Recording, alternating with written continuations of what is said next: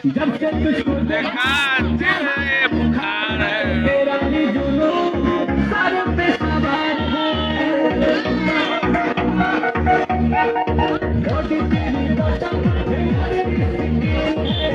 लिए दिलावा के खाली बातें अरे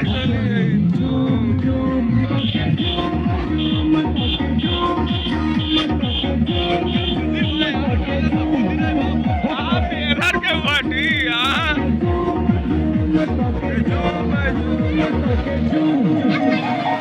ओ तो सारे